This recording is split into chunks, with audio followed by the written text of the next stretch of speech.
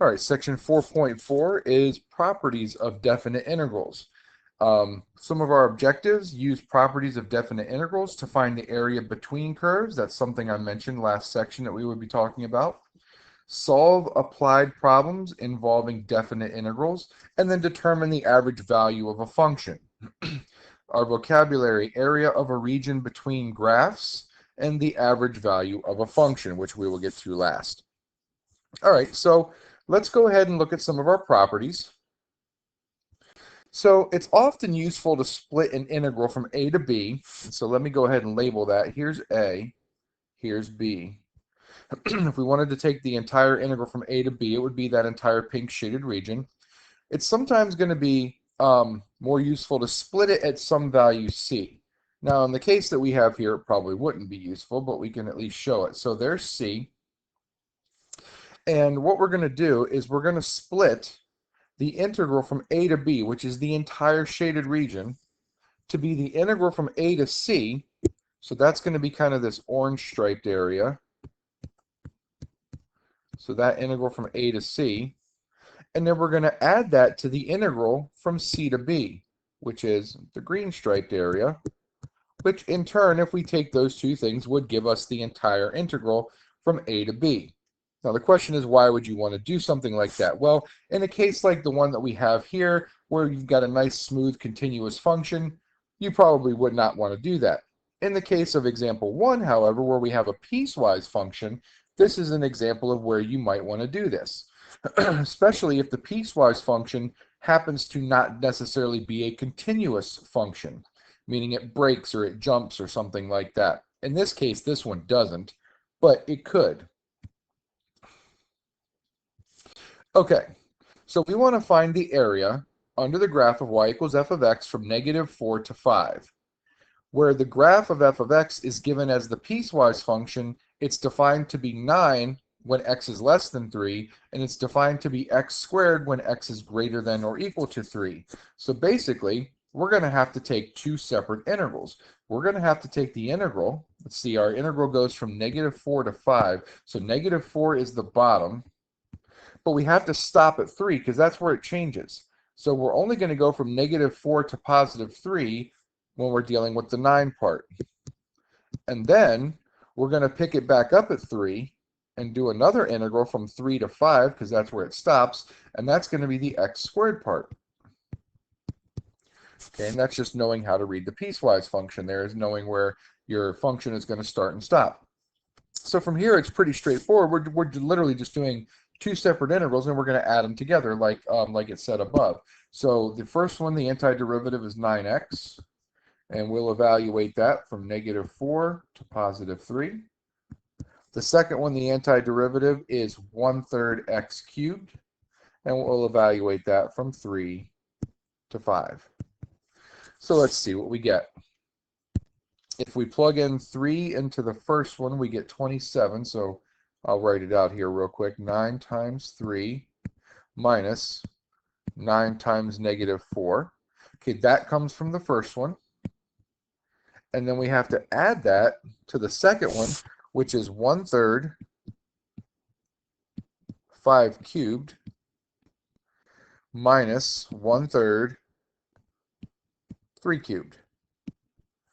And now we can actually figure out what all these values are. Let's see, 9 times 3 is 27. Minus and minus is going to make plus, so it's plus 36. That's what we get from the first one. And the second one, let's see, 5 cubed is 125, so that's 125 thirds. And then minus 3 cubed is 27, divided by 3 is 9. So I'm going to combine all of my non-fraction terms first. So 27 and 36 is going to be 63, minus 9 is going to be 56, plus 125 thirds.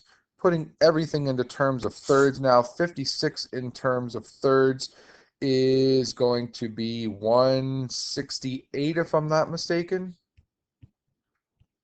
168 thirds plus 125 thirds 168 and 125 is going to be 293 thirds, I believe. 293 thirds. And 293 is a number which is not divisible by 3, so that's it. Okay, definitely double check that to make sure I did my math correct, but I'm pretty sure we're good there. Okay. Example number 2. We want to evaluate each definite integral. Notice in both of these, part A and part B, these are both absolute value problems. Absolute value problems are already piecewise functions. Now, we only need to write them as piecewise functions if the interior of the absolute value changes from positive to negative or from negative to positive somewhere. Well, if we're going from -1 to 4, remember that the absolute value of x, just going to kind of sketch this over here on the side, the absolute value of x looks like this. So it definitely changes direction at 0. That's where the absolute value changes its sign, goes from a negative slope to a positive slope there. So we do know that I'm going to have to separate this at 0, -1 to 0 of x plus 0 to 4 of x. Oops, forgot my dx. So the important thing is here, other than I forgot my dx, is the piecewise function. Well, both of these functions are not just x. The part which is coming down is actually -x. This piece right here is -x. So in order to make that correct, I need to put a negative out in front of the x, or because -1 is technically a constant, I can throw it out in front of the entire integral. But just the first piece, because the second piece over here, that is positive x, so I don't have to do anything to it. It's fine the way it is. Okay, so now let's go ahead and take our antiderivatives and evaluate the integral. So the first one is going to be negative, and that's from the front, 1/2 x squared from -1 to 0. The second one, and this is the nice part about this, the antiderivatives are really going to be the same, except for that extra sign out in the front, is going to be 1/2 x squared from 0 to 4. Okay, let's go ahead and finish it off. Plugging 0 into the first one, we're going to get -1/2 times 0 squared minus -1/2 times -1 squared. Okay, that's just the first integral, plus the second one is going to be 1/2 4 squared minus 1/2 0 squared. Okay, so in the first one, that's 0. I've got minus, and remember that -1 squared is plus, so it's really going to be a positive value there. Looks like it's -1/2 times negative, which is going to be a positive 1/2, plus 1/2 of 4 squared. 4 squared is 16, so that's 8. And then that part's 0, so I don't have to worry about that. So it's 1/2 plus 8, which is 8.5, which is the same thing as 17 halves. Now, there technically is another way you could have done this involving areas of triangles. If you had really thought about it, I'm not going to work it all out, but if we went from -1 to +4, really, if I take the area here and I take the area there of those two triangles, I would get exactly the same thing. And as a matter of fact, this area right here would be the 1/2, this area right here would be the 8, and we would get 1/2 plus 8. You could have also done it that way because geometrically that one works out. They won't always, like this next one. The next one's a little bit more challenging because we have to figure out, first of all, from 0 to 3, does this thing ever change direction? Does it ever change its sign of its slope somehow? So we need to check on the inside here to see whether this thing equals 0 anywhere. So I'm going to go ahead and set 1 minus x squared equal to 0. Well, 1 minus x squared, if you were to factor it, is 1 minus x, 1 plus x. So x is going to equal 0 at plus or minus 1. Well, I don't have to worry about the -1 because that's out of my domain. My domain only goes from 0 to 3 on the integral, but the +1 does make a difference. So we have to do two separate integrals. I've got to go from 0 to 1 of 1 minus x squared, and I've got to go from 1 to 3 of 1 minus x squared. And now I just have to figure out which one of these do I have to put the negative on to make sure that it becomes positive. So the easiest way to do that is to pick a value on your interval in between 0 and 1 or in between 1 and 3 and plug it in and see if you get a positive or negative value. Well, if I were to plug a value in between 0 and 1 into 1 minus x squared, something like a half, I'm going to get a positive value. It would be like 1 minus a fourth. It's positive. So the first integral is perfectly fine. It's the second integral that's going to give us a problem. If I plug something like 2 into 1 minus x squared, I'm going to get 1 minus 4. That's a negative value. In order to make that positive, because it's an absolute value, we need to put the extra negative sign in there. So that's what I just did. So now let's go ahead and take our antiderivatives. So we're going to get x minus 1/3 x cubed. And we'll evaluate that one from 0 to 1. And I'm going to pull that negative out to the front, so it's going to be minus. And then once again, same exact antiderivative, x minus 1/3 x cubed. In this case, from 1 to 3. Okay, so let's go ahead and finish this one off. If I plug 1 into the first one, I'm going to try and move this along a little faster. We're going to get 1 minus 1/3. If I plug 0 in, that gives us 0. So I'm done with the first one. Minus. If I plug 3 into the next one, I'm going to get 3 minus, let's see, 3 cubed again is 27, but 1/3 of that is 9. So 3 minus 9. Minus, plugging 1 in, we get 1 minus 1/3. So in the first one, we're going to get 2/3. In the second one, we're going to get 3 minus 9, which is -6, minus 2/3. So we're going to get, let's see, combining all this stuff, I have to distribute the negative sign through there when I'm doing the 2/3. So it's 2/3 plus 2/3, which is 4/3. And the minus minus 6 is plus 6. So we're going to get 4/3 plus 6, which is 4/3 plus 18/3, which is 22/3. And there we go.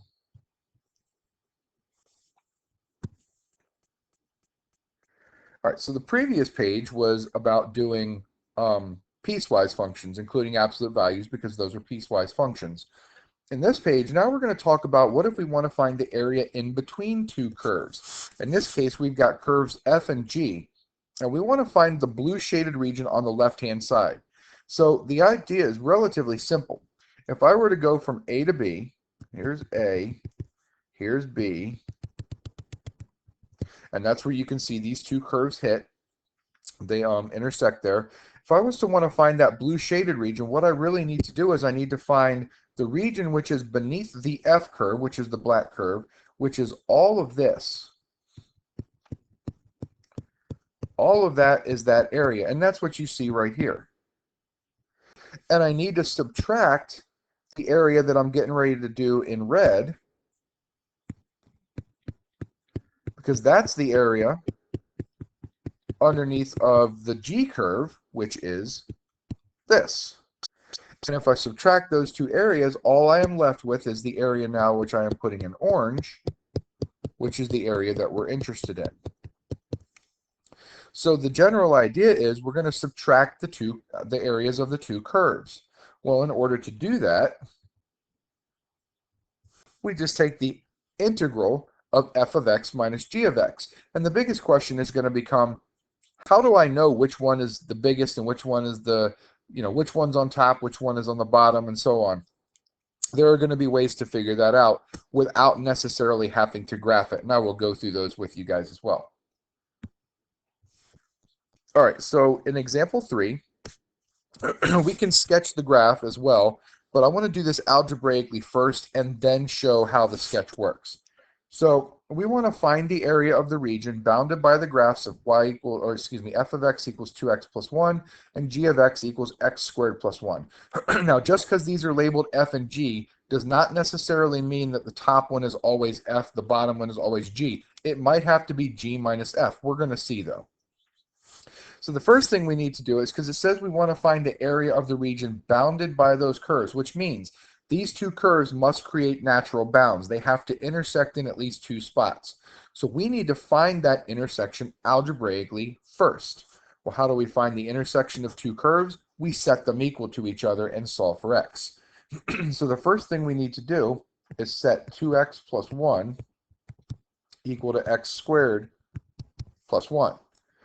Okay, now we're going to have a quadratic, so we're going to get everything set equal to 0. So I'm going to move the 2x and the 1 to the right side. So we're going to get that 0 equals x squared. Moving the 2x means subtracting it.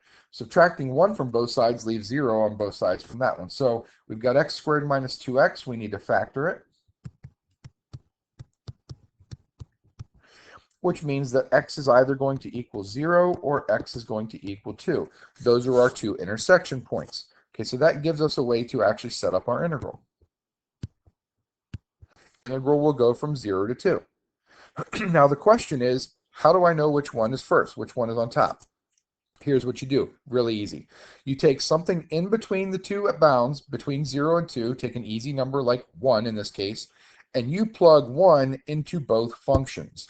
Plug 1 into here, plug 1 into here. Whichever one gives you the larger number is on top. It's the first function. So if I plug 1 into the first one, I'll get 2 times 1 plus 1, which is 3. If I plug 1 into the second function, I get 1 squared plus 1, which is 2. So f of x is indeed the bigger function here, so we start off with f of x. So it'll be 2x plus 1 minus x squared plus 1. Now, can you go ahead and take the antiderivative right from here? Yes, you can. I strongly suggest simplifying, however, first. The less antiderivatives you have to take, the better. So let's go ahead and simplify this before we actually do the antiderivative. So we'll have 2x, 1 minus 1 is gone, and then minus x squared is just minus x squared. Now we can take our antiderivatives. So the antiderivative of 2x will be x squared. Antiderivative of x squared is minus 1/3 x cubed. And we will evaluate that from 0 to 2. So let's plug in 2. If we plug in 2, we get 4 minus 2 cubed is 8, so 8/3. If I plug in 0, I get nothing for either one of those. So I don't really have to write the minus 0, so let's just simplify this. And we get, let's see, in terms of thirds, 4 is going to be 12/3, so 12 minus 8 is 4/3. So now we can quickly show the intersections of these two particular graphs. Let's sketch f of x and g of x. So I'm going to do f of x here in red. That's 2x plus 1, which means that it has a y-intercept of 1, and it's got a slope of 2. So up 2, right 1, up 2, right 1. There's our linear function for f of x, looking something like that. And then x squared plus 1, we'll do that one in blue, has a y-intercept also of 1. And then x squared, so if I pick x to be 1, I know I get 2. If I pick x to be 2, I'm going to get 5. And we know that it looks like a quadratic, so it looks something like this. And then it keeps on going, and then on this side, well, it doesn't really matter. You can definitely see the shaded region that we needed is in here in green, and that is the area in between those two curves that we just found to be 4/3. All right, example 4 looks a little bit more complicated, so let's see how this works.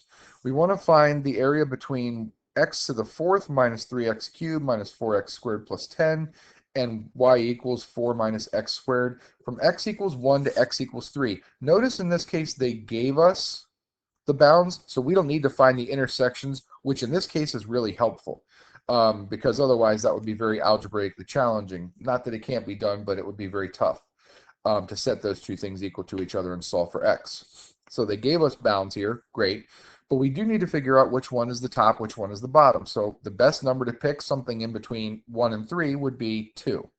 So if I were to plug 2 in here, let's see what we're going to get.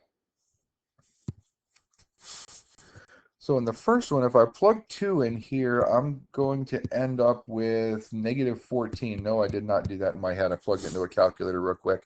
And then if I plug 2 into the second one, yes, this one I did do in my head, that gives us 36. So obviously the bigger one, or the one that's on top, is this one. So we're going to start with that one when we do our integral. So we're going to do an integral from 1 to 3 of 40 minus x squared minus x to the 4th minus 3x cubed minus 4x squared plus 10 dx. Again, if you can combine like terms, combine like terms. Let's go ahead and do that.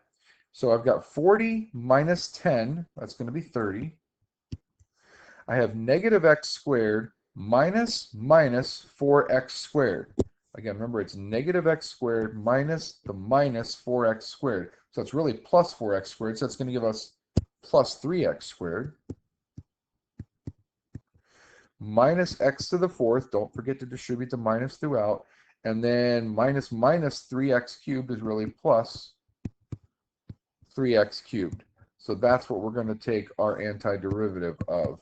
And you can rewrite this in the correct descending order. It doesn't really matter, because you're going to end up plugging bounds in at the end. But let's go ahead and see what this works out to be. So we're going to get 30x for our antiderivative.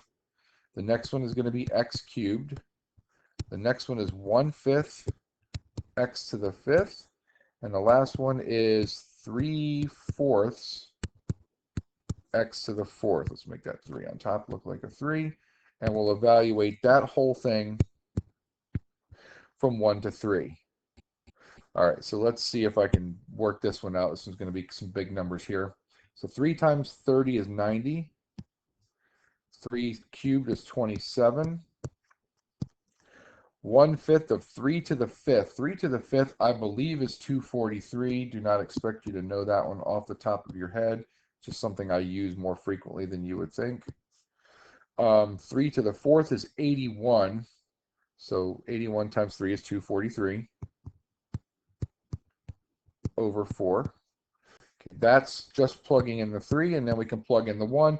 Plugging in 1 is usually really nice because it just kind of keeps your numbers easy. So that'll be 30 plus 1 minus 1/5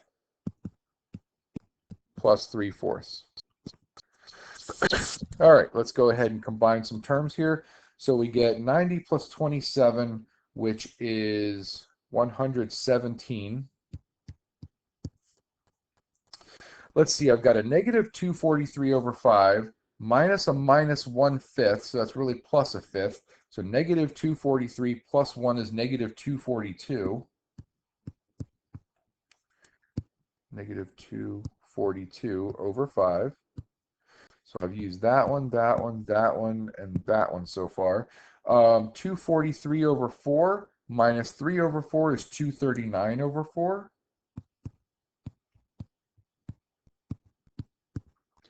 And then I've still got minus, it looks like 30 plus 1 is 31, so minus 31. All right, these numbers are going to get quite big. It looks like everything's going to be over top of 20 here when we do this. So let's figure this out real quick. All right, I went ahead and plugged those into the calculator. It looks like we get 1947 over 20, which as a decimal actually works out to be really nice. It's actually 97.35. And I can put that in as a decimal like that because it's exact. It's not any kind of repeating non-exact decimal. So that's really nice. All right, we've got one more topic to go, which is this thing called the average value. It's actually not a very difficult topic. It is a formula that you're going to have to be able to use and know. We should be able to get this one done here, I would think. Yeah, it's going to be close. If you wanted to find the average of something, you would just add up the total number of things and divide by that number. So if you wanted to find the average of 6 numbers, you would add them all up and divide by 6. Same exact concept.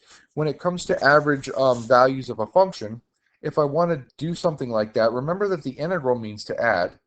So right here just means I'm adding up all the numbers in the function, and then the 1 over b minus a is the same thing as dividing the whole thing by b minus a. Well, b minus a is the difference in the endpoints, which is really, it's the total number of rectangles that you would get. Remember, there's an infinite number of rectangles that we're adding up. That's really what an integral is doing. So if you want to find the average value of the function, you take the integral of the function and you divide it by b minus a. That's what the average value is. So we can do that quite easily with example 5. If I want to find the average value of x squared from 0 to 2, well, I'm going to do 1 over b minus a, so we'll do our average, is 1 over b minus a, 1 over 2 minus 0, times the integral from 0 to 2 of x squared dx. 1 over 2 minus 0 is just a half. Take the antiderivative and you get 1/3 x cubed from 0 to 2. So we get 1/2 of 1/3 times 2 cubed is 8/3. And if I plug in 0, I get minus 0. So really what I get is 1/2 times 8/3, which is 8 over 6, which reduces to 4/3. So what that's really telling us is that the average value, now when it says value here, that means y value. So what it's really saying is that the average height of that function from 0 to whatever, in this case 0 to 2, is 4/3. So if I added up all the heights of x squared from 0 to 2, its average is 4/3. That's what that's actually telling you. All right, and this one will be a little bit more algebraically challenging because of the numbers here, but it's the same concept. Rico's speed in miles per hour, t minutes after entering the freeway, is given by this velocity function. From 5 minutes after entering the freeway to 25 minutes after doing so, what is Rico's average speed? How far does he travel over the time interval? So it's technically two questions in one here. So the average speed is actually pretty easy. Average speed is going to be 1 over b minus a. Well, it says that we go from 5 to 25, so it's 25 minus 5.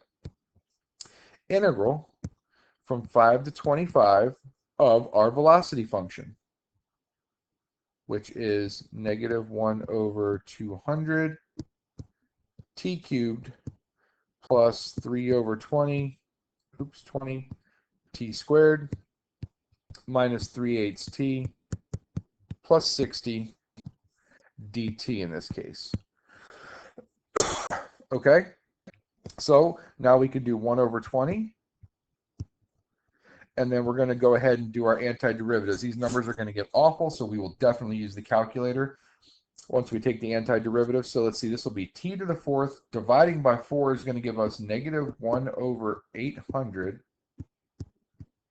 t to the 4th plus, this will now be a t cubed, dividing by 3 is going to give us 3 over 20 times 3, but the 3's will go away, so it's actually 1/20th.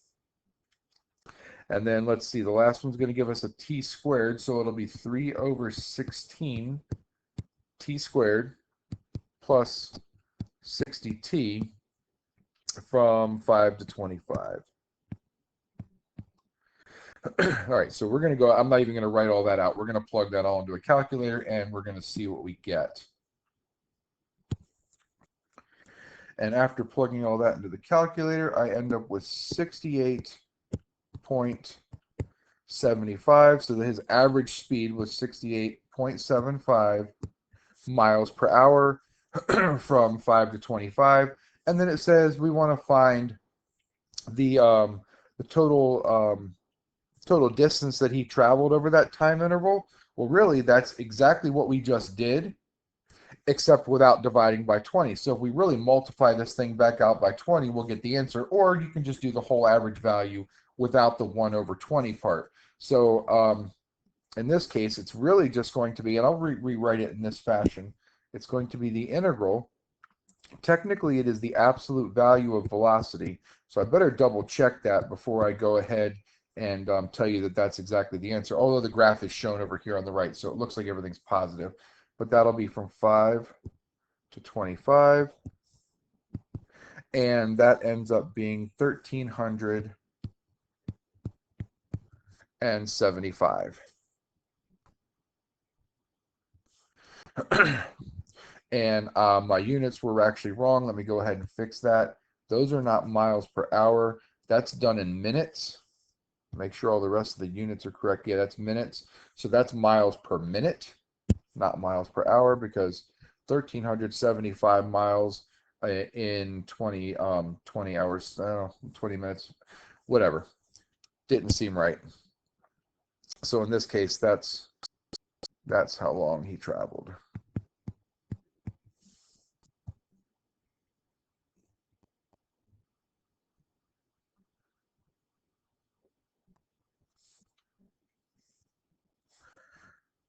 That actually doesn't seem right either.